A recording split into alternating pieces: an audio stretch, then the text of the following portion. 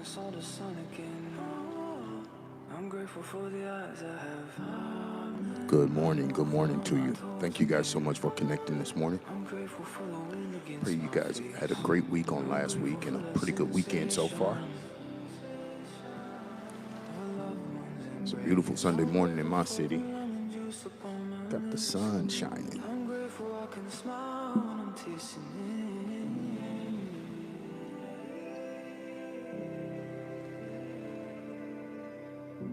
it. I'm grateful We're going to give a few more people time to connect. to the burn. I am grateful I woke up again. Woke up and took a breath again, Yahweh. Looked up and saw the sun again. I'm grateful for the eyes I have. Britt Dunn, good morning to you. Thanks so much for connecting, Britt. I'm grateful for the wind against my face. I'm grateful for that Anita, sensation thank you so much for connecting with us today. of a loved one's embrace. I'm grateful for the lemon juice upon my lips. I'm grateful I can smile when I'm tasting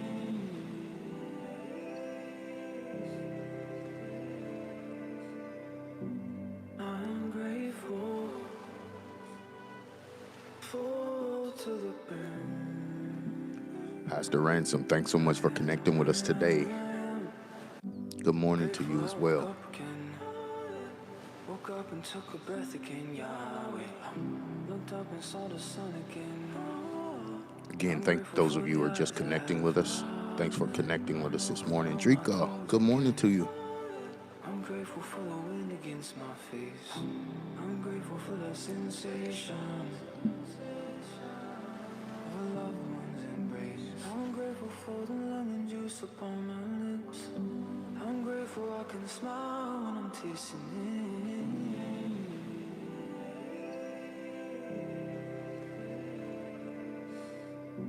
it. I'm grateful to the burn. I am grateful I woke up again. Woke up and took a breath again, Yahweh. Looked up and saw the sun again. I'm grateful for the eyes I have. I'm moving on my toes again. I'm grateful for the wind against my face. I'm grateful for that sensation of a loved one's embrace. I'm grateful for the lemon juice upon my lips. I'm grateful I can smile. Thanks to those of you who are just connecting with us. We're going to give it just a couple more minutes for those who may be running a little bit behind. Give them time to connect this morning. Good morning to you, Tay. Thanks so much for connecting with us. To the burn. I am grateful I woke up again. Woke up and took a breath again, Yahweh. Looked up and saw the sun again. I'm grateful for the eyes I have. Mr. Robinson, good morning to you, fam. Thanks so much for connecting. Grateful for the wind against my face. I'm grateful for that sensation of a loved one's embrace. I'm grateful for the lemon juice upon my lips. I'm grateful I can smile when I'm tasting it. Shout out to ATL. Thanks so much for connecting. I'm grateful to the burn. I am grateful I woke up again. Woke up and took a breath again, Yahweh. Oh, yeah. Happy birthday to you, Larry. I'm grateful for the eyes I have. I'm moving on my toes again. I'm grateful for the wind against my face. I'm grateful for that sensation of a loved one's embrace. I'm grateful for the lemon juice upon my lips. I'm grateful I can smile when I'm tasting it.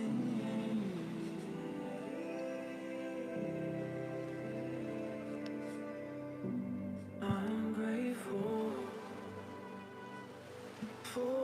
to the burn.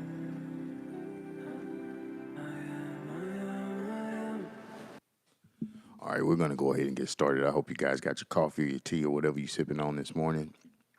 And we are going to get started. Those who are running a few minutes behind, they can catch up in the playback once it's uploaded to YouTube.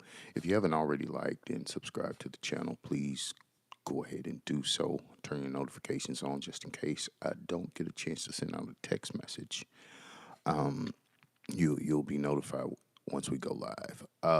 So first of all, this past week has been a circus.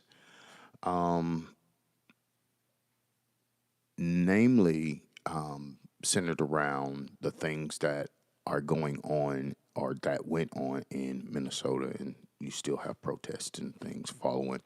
Yesterday, I believe they said we had over 1,000 protests in different places, protesting ICE officers, federal agents, as a result of what happened with, I think her name was Good. How did I forget her name? Karen? No, not Karen.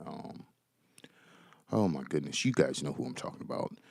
The young lady, mother of one, I believe.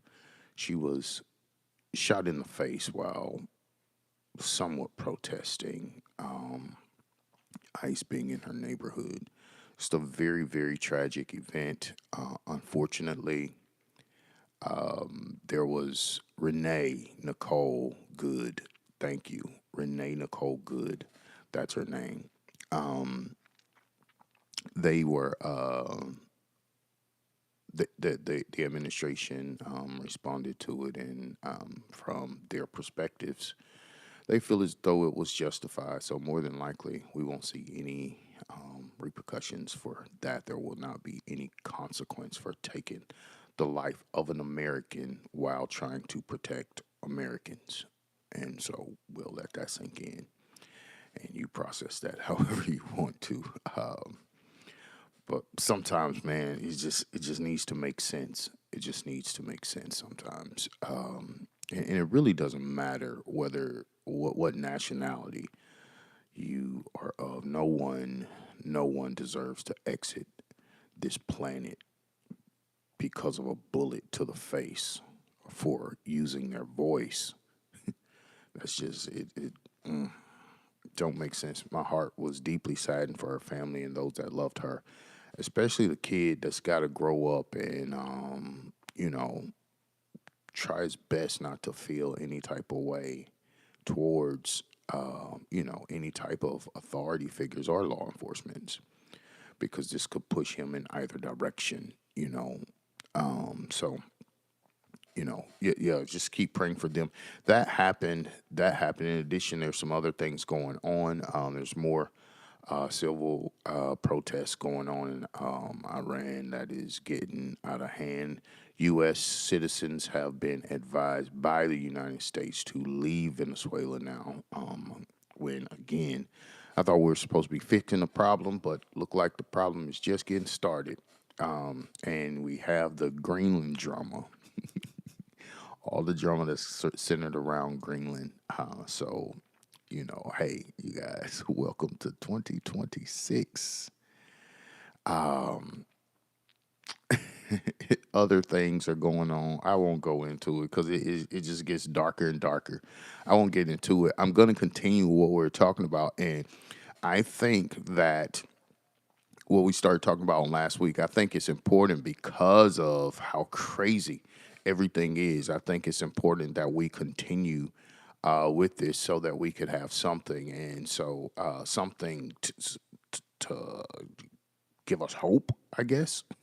And so today I'm going to continue with being rich, and again, I'm not talking about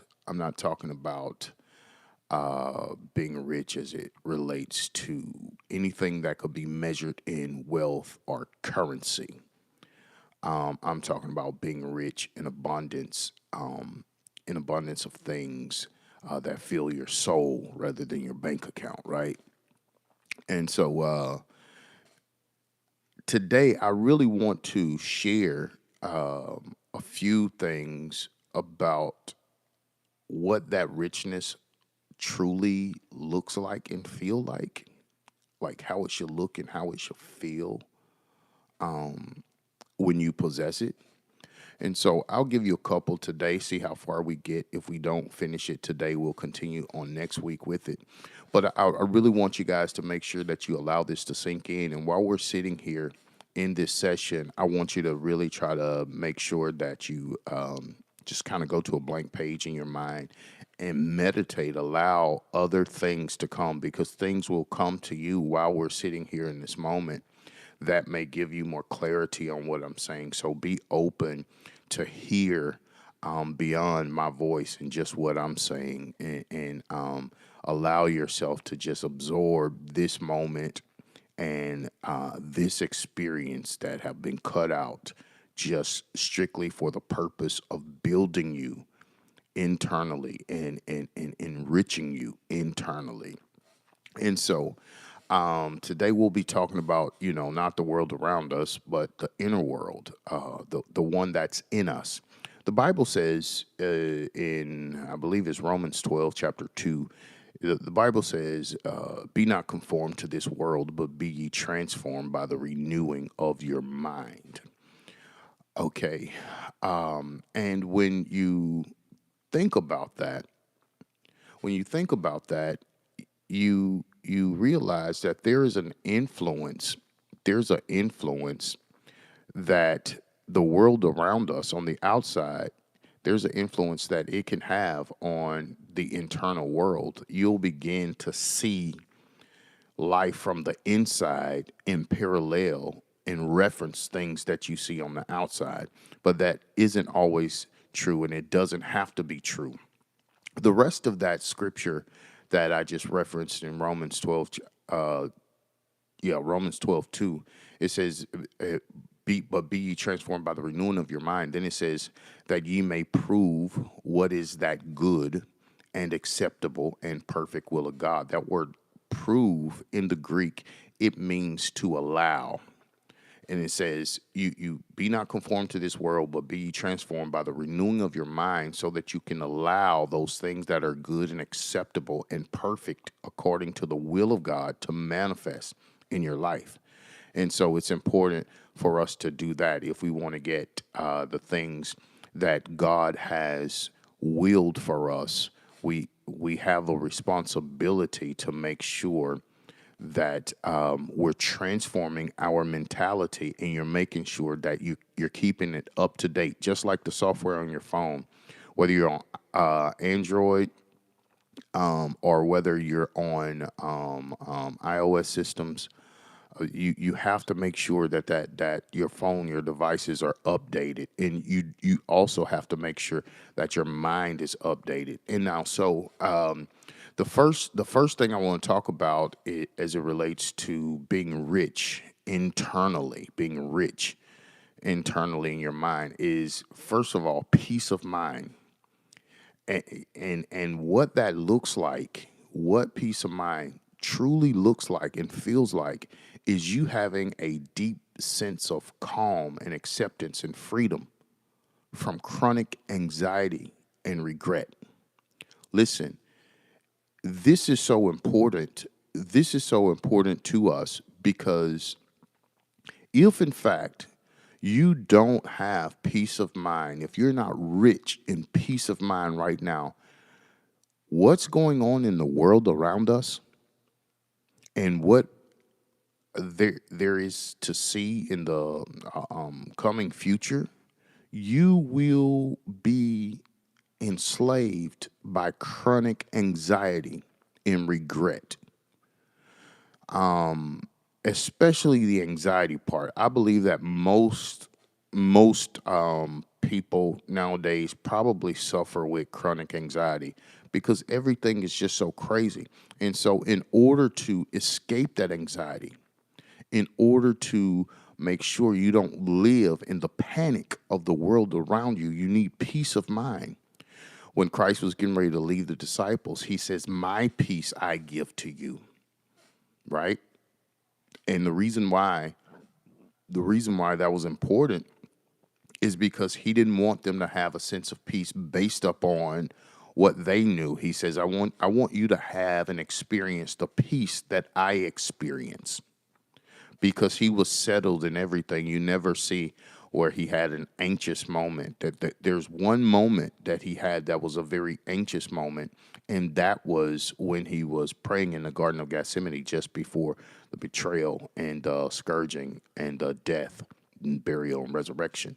That's the only time he had a moment of anxiousness in that garden, and he had that moment in the presence of the Lord. He didn't even try to do it outside of the presence of the Lord. He never allowed it outside the presence of the Lord. So if you're going to be anxious anywhere, I think that will be the safest place. Not saying that you should be anxious in the presence of the Lord, but if I am going to be anxious, I will want it to be in the presence of the Lord.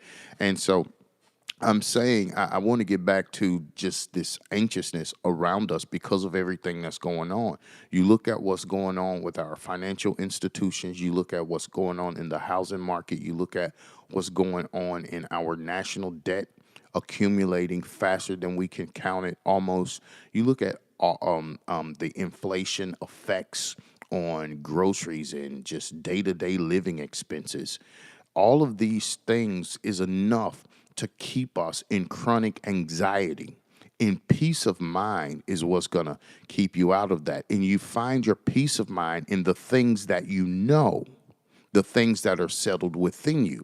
Now, I'm going to say this to you, and I just want you to nod your head where you are, even if you're in a room by yourself, if you agree. See, because if you know that God is faithful, you should have a sense of peace based upon his faithfulness, not what you're able to do in your own strength. If you know that God has always made a way somehow for you, then you should have a sense of peace in his ability to make ways. If you know that God is a miracle worker, you should have a sense of peace knowing that no matter what happens, if God said it so, then he's able to bring it to pass. He's able to perform any word, any promise that he has made or spoken over your life. And you have to settle yourself in that and not allow the anxiety from the panic in the world around us to grip us and begin to transform us internally, and we start thinking according to the panic that we're facing or the challenges that we're facing or the fear that surrounds us. You don't think according to that because you have peace of mind. I'll say this again. I've said it before. It's very popular. It's very popular for people to say, protect your peace, right?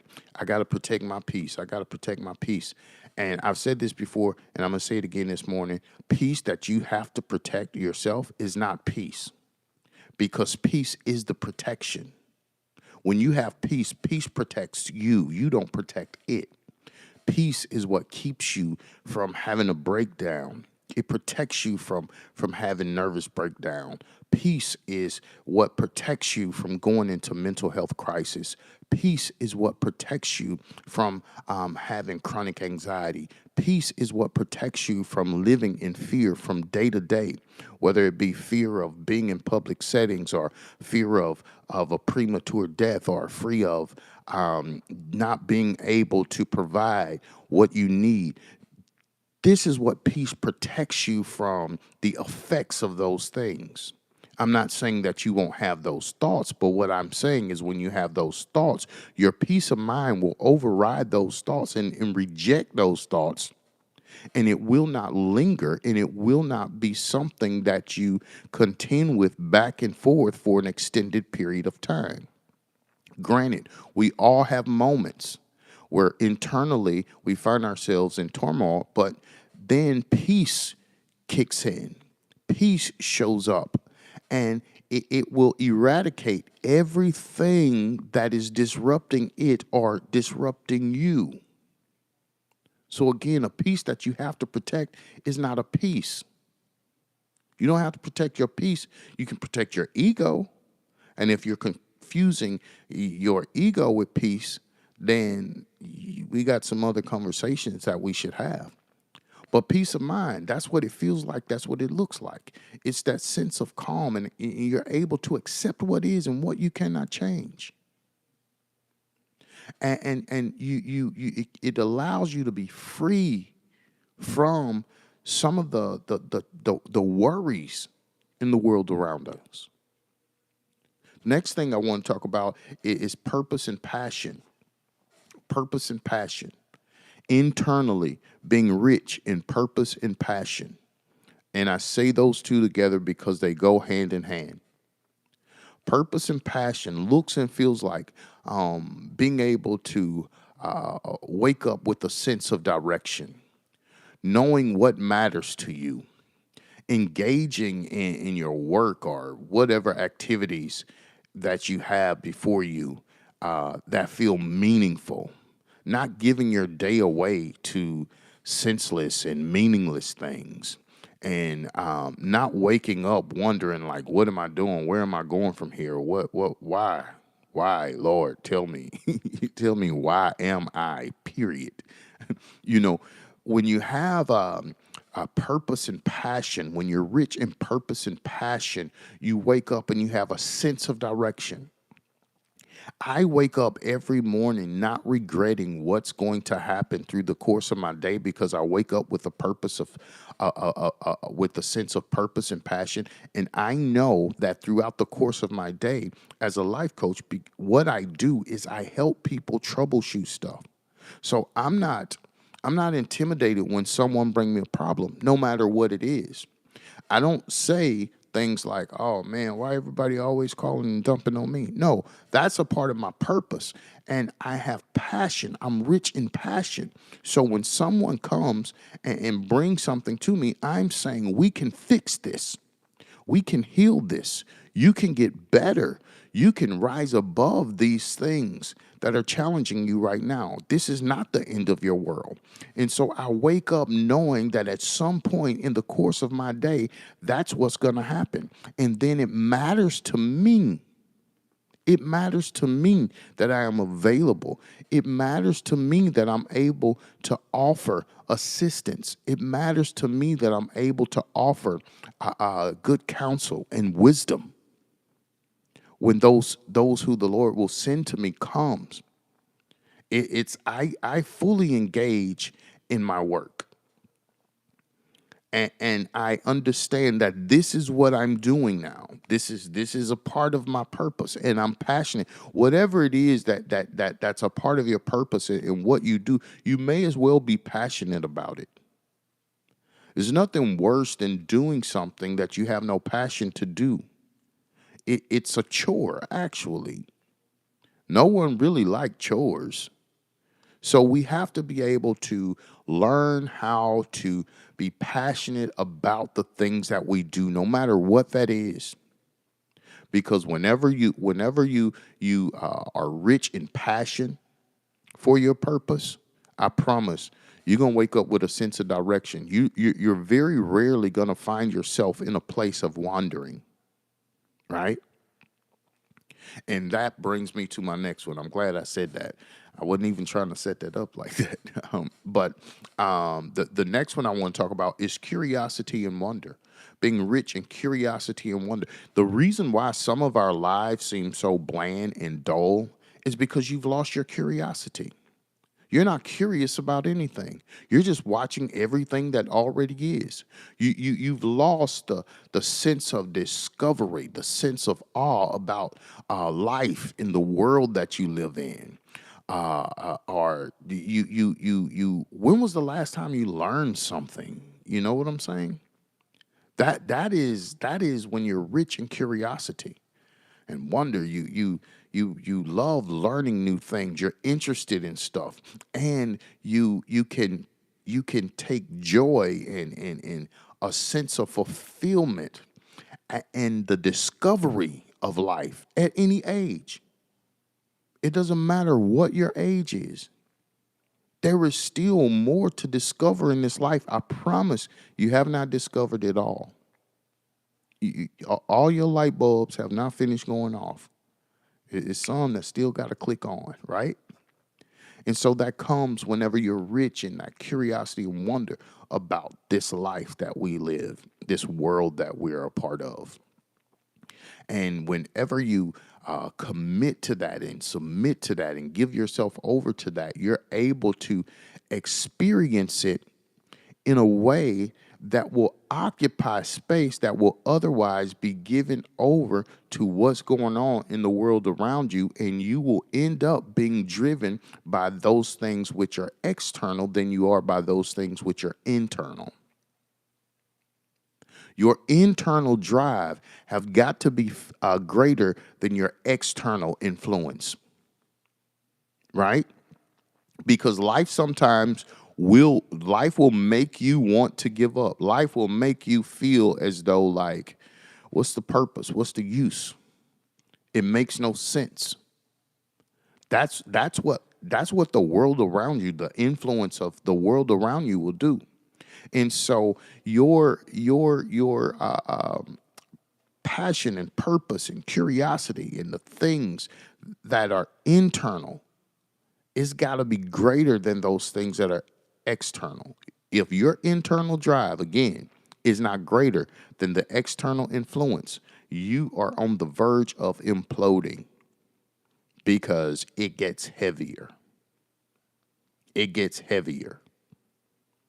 And when you have that drive and that passion, you realize that regardless of how heavy it gets, God will not put more on me than I'm able to handle. He will not give me more to carry than what I can handle. But you have to have that purpose and that drive and that passion. I said, when your internal passion or your internal drive have got to be greater than the influence of the world around you. Your internal drive, regardless of what's going on the outside world, you cannot be more driven by that than you are by your internal richness and your internal possessions, what it is, who it is, and why it is that you are. That's got to drive you. You have to be driven by that. You have to refuse to be pulled over on the side of the road internally and not moving because there's too much going on in the world around you. The world never stops. That's why it continues. And you cannot afford to stop, or you can be left stuck in a scenario, in a situation, in a mindset, in a mood, in a demeanor, in a disposition that you all not be stuck in, because it's not for you to get stuck there. The next thing that you must be rich in is resilience and growth. Resilience and growth. And I will say this, when we talk about resilience, it's difficult, because when you talk about resilience, you really talk about your ability to bounce back from some elasticity, your ability to come back. And so the part or the thing that you're coming back from is the part of resilience that none of us care for. I don't want to have to snap back. I don't want to have to bounce back, because that means I've been set back or put back. But you do need to be rich in resilience. And I will tell you this about those seasons.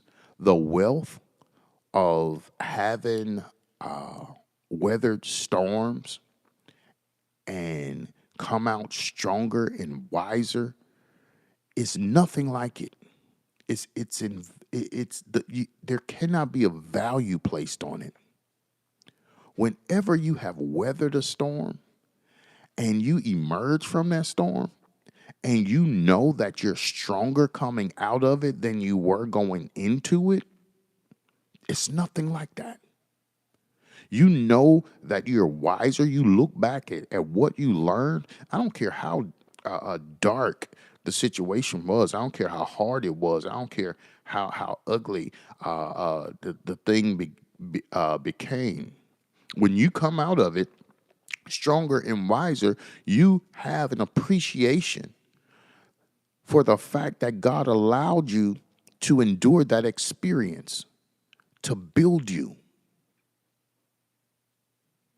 He allowed you to have certain moments in time that was going to make you wiser. He placed you in scenarios to give you wisdom. I want you to think about some of the scenarios you've been in life. And then consider the wisdom that you've received from being in those situations. Think about some of the things that you went through that caused you to be stronger, and you were prepared just in case any other time in life you had to endure these things. You would have what it takes, and you were strong enough, and you knew that you could endure it. When some people see challenges coming, they cower down because internally they're not rich in resilience. They're not even rich in growth. So whenever they see something, they don't ever consider that this is another opportunity for me to have a growth spurt. I can grow through this. Even in your social relationship, somebody walk away from you and you say, I ain't never loving again. I'm not ever allowing anyone to get close to me again. That's crazy. That's crazy. You are broke in your growth department internally. But when you're rich in your resilience and your growth, you understand that this relationship have taught me everything that I don't want. I had my checklist of everything that I wanted in a relationship. I just didn't know what I didn't want. And this relationship taught me what I didn't want. So I need to add these things to my checklist. But you have to be rich in resilience and growth in order to know that that's the way that you view those things. I've learned so many different lessons in situations that were just unfortunate, but it taught me so much. It taught me that people are subject to change. I don't care how well you love someone or know someone today. Always know that people are subject to change. And the way that I learned that, and the way that I acquired that wisdom, was people switching up on me out of the blue, sometimes without reason nor explanation, or even the reasons and explanations that they gave didn't make sense. But I learned that people are subject to change. And so I'm able to connect with people and not have a false expectation or unrealistic expectation of who they are and what it is that they can or cannot do. But this comes because the Lord over time made me rich in my resilience and in my growth, in my ability to connect. I was like in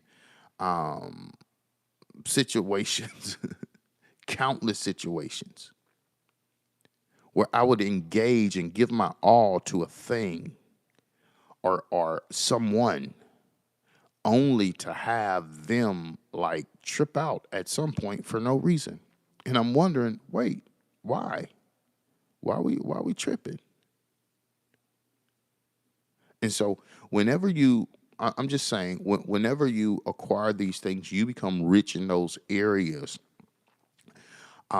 You will be less deeply affected by what's going on in the world around you.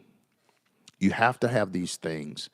And again, I said it on last week, before God bless you with wealth, he's going to make you rich, because that's the only way you're going to be able to manage and maintain the wealth that you're praying for. You have to be rich internally in other areas. There is so much that comes with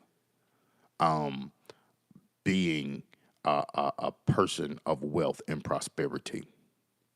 When we like to talk about the material things that come with it, but there's also internal things and spiritual things that all of the material things are based upon. If God was to give you prosperity and wealth today, What is it based on? Is it based upon because you seen somebody else on social media talking about their boss and talking about their biggest flex? Or is it based upon some things that you possess internally? Is it based upon who it is that you have become, who it is that God has built you to be throughout the seasons of your life's past? What is it based on? If God was to give it to you, I'm talking about every dime that you believe that you need and want and desire and have prayed for. If he was to give it to you today, what is it based upon? Is it based upon the fact that you have a compassionate heart and you have wisdom and you developed financial stewardship? Is it based upon your ability to be sensitive to others? What is it based upon? Or is it based upon you're cute and you think you're handsome and you love designer? You love foreign cars. Is it based upon that? What is it based upon? Or is it based upon something that you used to be and you're just trying to get back to that place? What would it be based upon? Because everything has to have a foundation. Because if it doesn't have a foundation, it will eventually crumble. It's like the parable of the men who build the house. One built on a solid foundation, the other built up on sand. And as soon as the first storm came, the one that was built up on sand came tumbling down. Because what he built was based upon nothing. What it was based upon was not stronger than it, or strong enough to uphold it and to maintain it.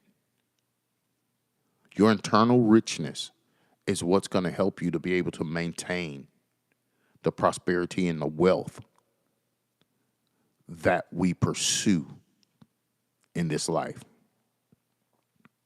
And when you're rich inside, I promise you, the material things will not matter as much. I'm not saying they don't matter. I hear people saying money can't buy you happiness. Money can distract you from being sad. Okay, let's just say it like that. I'm not going to argue with nobody in the comments, but I will say money can distract you from being sad, and it does a really good job. So I don't want you to think that I'm discrediting the power of wealth and prosperity. What I'm trying to do is give you the balance. Most of the time when we hear teachings like this, we just hear like God wants you blessed and God's gonna do this and all the promises that he's made about you're gonna be the first millionaire in your family and all of these things. We hear all of that stuff. And the truth of the matter is based upon things that we've heard before. It's not based upon anything that we possess. That's all I'm saying to you. Listen, we're just about out of time. And I want to thank you guys for spending these last, 40 minutes with me and taking time out of your day. I don't take it lightly that you guys spend and dedicate this time to meeting us here weekly. So, thank you guys so much. I love you so much. If you need me before next Sunday morning, 10:30 a.m. Central Standard Time, you can give me a call. And if I'm not available immediately, I will hit you back up. You can call, text, email, inbox, DM on the social media platforms, X, Instagram, and TikTok. I think those are the only three that I'm on now. But yeah, if you need me, hit me up. And I love you guys. I just want to see us be so balanced.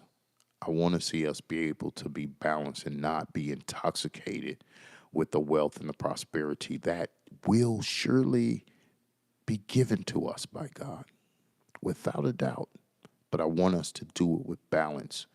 And I don't want it to look like what we've already seen whenever someone prospers and become wealthy and make just unbelievably poor decisions and have unbelievably poor characters. I want us to get it right. So I love you all. Please take a moment before you continue in your dedication and go and make a donation if you've been blessed by these. If you need to know how to give, contact the person I shared this link with you. They'll give you that information, or contact myself. I'll give you that information. But I love you all. And again, I bid you all blessings and Godspeed. And I will see you guys on next Sunday morning, 10:30 a.m. Central Standard Time. Grateful I woke up again. Woke up and took a breath again, Yahweh. Looked up and saw the sun again. I'm grateful for the eyes I have. Amen. I'm moving on my toes again. I'm grateful for the wind against my face. I'm grateful for that sensation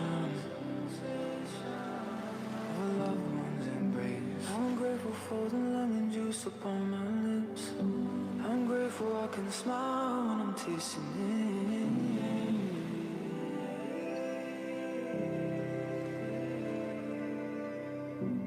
I'm grateful, full to the brim. I am grateful I woke up again. Woke up and took a breath again, Yahweh. Looked up and saw the sun again. I'm grateful for the eyes I have. Amen. I'm moving on my toes again. I'm grateful for the wind against my face. I'm grateful for that sensation of a loved one's embrace. I'm grateful for the lemon juice upon my lips. I'm grateful I can smile when I'm tasting it.